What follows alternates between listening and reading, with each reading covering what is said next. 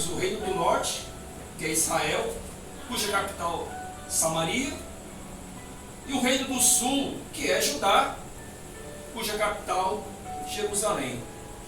Então, de uma única nação se tornaram duas. A nação de Israel, ela ficou encabeçada, formada por 10 tribos, seguiram após ela, formando a nação de Israel. E o reino do sul, que era Judá, apenas 2 tribos, que era Benjamim e Judá. A nação de Israel, em sua grande maioria, foi governada por reis ímpios, em sua grande maioria. Em contrapartida, a nação de Judá foi governada por uma geração davídica. Em grande maioria, os seus reis eram justos. Alguns outros reis eram ímpios. E nós vemos que, no decorrer da história, a nação de Israel ela foi se definhando, decaindo, se apostatando, e Deus levantando profetas, alertando para que o povo, os reis daquela época, pudesse se arrepender. Mas isso não aconteceu. E o que aconteceu? Deus suscitou a nação da Síria para invadir Israel e levar o povo para o cativeiro. Israel caiu, ficou apenas Judá, sua irmã Judá. E a nação de Judá, naquela época, ela tinha passado por uma grande reforma espiritual através do rei Josias. O rei Josias foi o último rei justo na nação de Judá, e ele implementou uma grande reforma espiritual que levantou Judá novamente das cinzas. Judá experimentou uma nova reformulação espiritual, uma nova renovação espiritual, cujo povo se arrependeu, destruiu os altares, destruiu os postes ídolos, se converteu de coração, e nunca naquela época foi feita uma Páscoa tão detalhada nos seus mínimos detalhes, como estava escrito na lei mosaica, como o rei Josias implementou naquela época. De fato, houve uma conversão muito grande, mas Josias morreu, e aí veio o seu sucessor, chamado Joaquim, e Joaquim novamente trouxe apostasia novamente para a nação de Judá.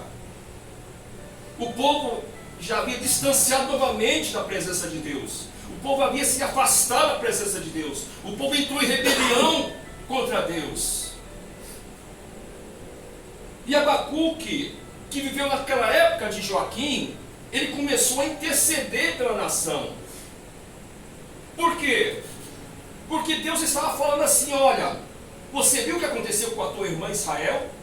Você viu o que eu fiz contra a nação de Israel? Você viu o que eu fiz contra a tua irmã?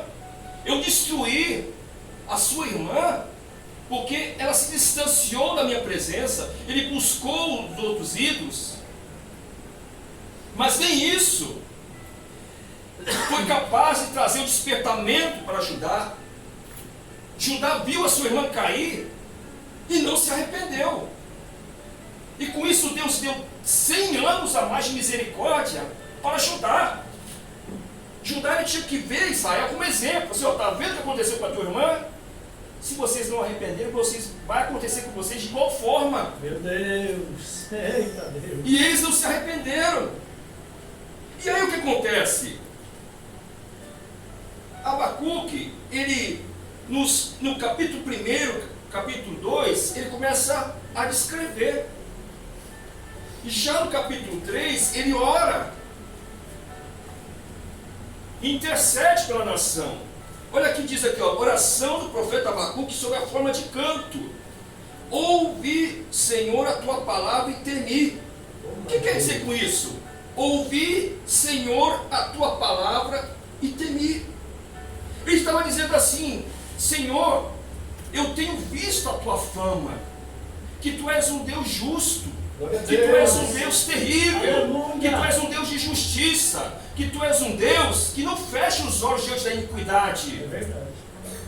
E quando eu soube da tua fama, ó Deus, eu temi, Aleluia. eu me alarmei, Glória a Deus. eu tive temor Aleluia.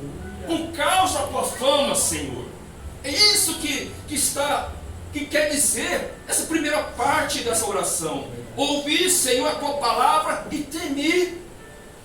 Aviva, ó Senhor, a tua obra no meio dos anos. O que quer dizer com isso? Abacuque, embora muitos pregadores eles falam sobre avivamento, mas Abacuque, ele não estava pedindo o avivamento, o derramamento do Espírito Santo sobre Judá. Ele não estava pedindo isso. Por quê? Porque Judá estava no erro. Judá estava no pecado, na rebelião. Como que ele podia pedir por derramamento do Espírito Santo se o povo estava rebelde? Eita Deus, aleluia. Aleluia, Deus. Aviva, ó Senhor, a tua obra. Que obra que é essa? É a obra da igreja? É a obra de avivamento, de salvação de almas? Não. Esta obra que Abacuque estava se referindo está no capítulo 1. Vamos ver que obra que é essa? Abacuque capítulo 1. Ele já começa dizendo assim, ó, o peso que viu o profeta Abacuque. Peso significa sentença. O pastor Isaac, que fez a advocacia, sabe o que é sentença. Um decreto de um juiz significa uma sentença, que é algo que vai se cumprir. Ele diz o seguinte, ó, no versículo 5: vede entre as nações, e olhai, e maravilhai-vos, e admirai-vos, porque realizo em vossos dias o quê? Uma obra que vós não crereis quando vos for contada. Aleluia. Que obra que é essa? Eita glória. Que Abacuque estava se referindo? Versículo 6 nos dá a resposta. Porque eis que suscita os caldeus, nação amarga e apressada, que marcha sobre a largura da terra, para possuir moradas não suas. Horrível e terrível é, dela mesma sairá o seu juízo e as suas grandezas. Os seus cavalos são mais ligeiros do que os leopardos, e mais perspicazes do que os lobos à tarde.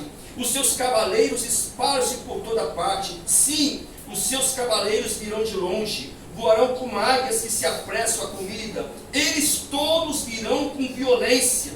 O seu rosto buscará o oriente, e eles congregarão os cativos como areia. Aleluia. Essa obra que Abacuque ele se refere na sua oração. Não é salvação de alma, não é despertamento espiritual, não é derramamento do Espírito Santo. É o que? Ele está falando que os caldeus, os babilônicos, eles viriam como instrumento da ira do Senhor contra o seu próprio povo. Ah, mas se Deus não é pai, Deus ele nos compadece dos seus filhos, compadece. Por isso que ele precisava castigá-los, como um pai castiga o seu filho que ama. Judá ele precisava de um tratamento, porque ele levantava profetas, madrugando, protestando, e o povo não se convertia. Então Deus ele resolveu tratá-los tete a tete. Um tratamento terapêutico, um tratamento profilático, que pudesse o povo se arrepender verdadeiramente. É Deus fiel, aleluia. E diz o seguinte aqui, ó, versículo 9 que eu li: eles todos virão com violência. Violência no hebraico significa Hamas. Quem já ouviu Hamas? Toma Hamas, fala muito na mídia, na televisão. Hamas significa violência. É uma palavra hebraica. Hamas significa violência com crueldade, seguido de derramamento de sangue. É isso que o profeta estava falando. Virá um povo lá do Oriente. Os caldeus virão com ímpeto, com violência, para destruir e apossar todos os habitantes da terra. Ah, mas por que Deus iria levantar uma nação ímpia para castigar o seu próprio povo? Por acaso os caldeus eram mais justos do que Judá? Não, eles eram muito ímpios. Mas Deus estava falando assim, ó, sim, os caldeus eram uma nação ímpia, uma nação da qual eu aborreço, mas eu vou usá-los como instrumento de ira contra a minha indignação, contra o meu povo. Mas não pensam eles que depois de ter feito tudo isso, que eles estarão a salvo da minha ira. Vai chegar um momento que eu vou tratar também com eles. É isso que Deus estava falando. E aí, capítulo 3, versículo 2, diz o seguinte: aviva, ó Senhor, a tua obra no meio dos anos. O que quer dizer com isso? Que é para trazer despertamento espiritual? Não.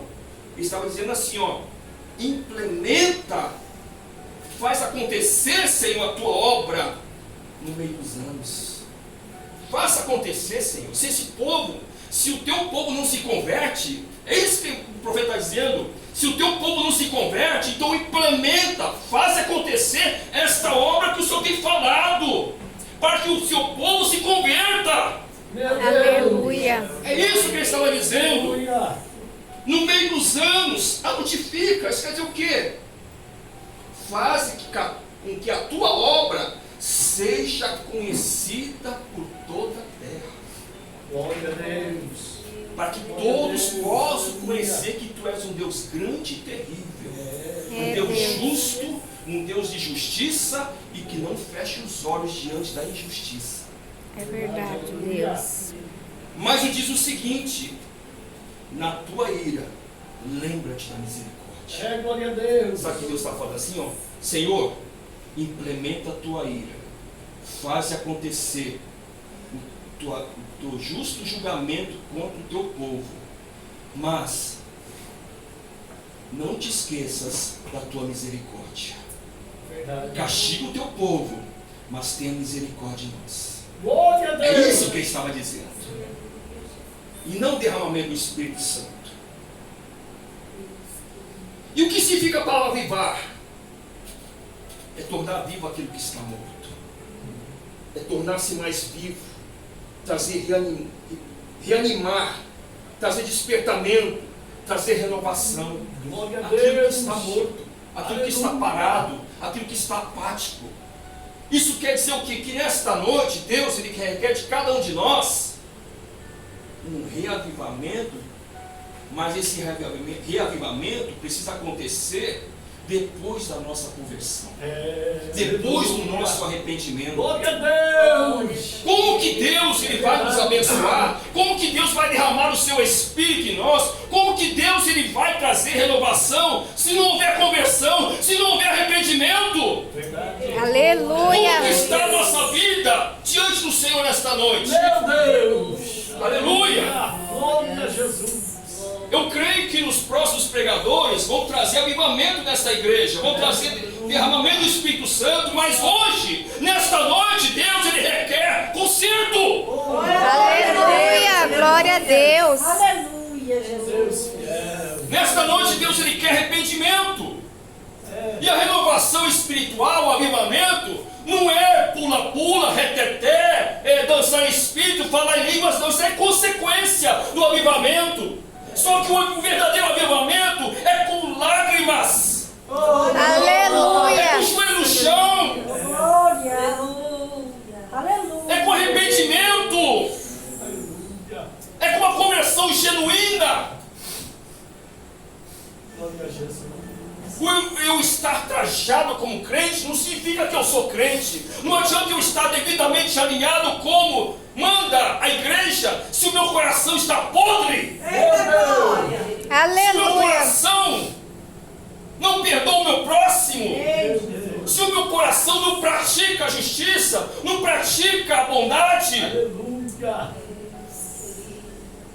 Oh, glória a Jesus. Aleluia. Ou se eu ando entre dois caminhos, aquele famoso crente que fica em cima do muro, Meu Deus. foi falado hoje Fala Deus. sobre Aleluia. estar por cima do muro, na qual Deus ele se indigna, o crente morno. Aleluia. Lembra da carta a Laodiceia? Aleluia. Laodiceia era uma igreja que se dizia rica. Rico estou abastado e nada tenho falta. Mas o Senhor estava dizendo assim, ó, faz tudo um passa de um pobre, desgraçado, segue louco. Eita, glória a Deus. Aleluia. Eita Porque Deus. existia dois pecados em evidência naquele lugar. Primeiro, era a ambiguidade. O que é ambiguidade? É o que eu já te falei. É o estar em cima do muro. É o coxar entre dois pensamentos. Não sabe não é nenhuma coisa nem outra. Meu Deus. Porque qual que era a situação ali em Laodiceia? Deus usou de uma metáfora para que o povo pudesse entender o que Deus estava falando. Ele falando o seguinte, ó, aqui em Laodiceia, vocês não têm nenhuma fonte de água. E realmente, no registro histórico diz que lá em Laodiceia é uma cidade rica, uma cidade abastada, uma cidade que existia indústria de tecidos, era famoso pelo famoso colírio que trazia cura para os olhos, mas não tinha fonte de água. O que eles faziam? Existiam duas cidades vizinhas, Herápolis e Colossos. Colossos era conhecido como fonte de água fresca. Fizeram um aqueduto para importar aquela água e trazer para Laodiceia. Só que quando chegava em Laodiceia, chegava morna. Em contrapartida, em Herápolis, existia fonte de águas termais. Eles queriam trazer águas quentes, mas como vinha, colocava aqueduto para trazer, vinha morna. E todos aqueles que beberam daquela água, nenhuma outra sensação sentia do que ter ânsia de vômito. Era isso que Deus estava sentindo, porque para dar ânsia de vômito precisa ter algo que está incomodando, trazendo desconforto no seu estômago. Ele quer expelir para fora. Era isso que Deus estava falando. Falou assim, ó, vocês, cidadãos crentes de Laodiceia, pelas suas atitudes, vocês estão me trazendo ânsia de vômito.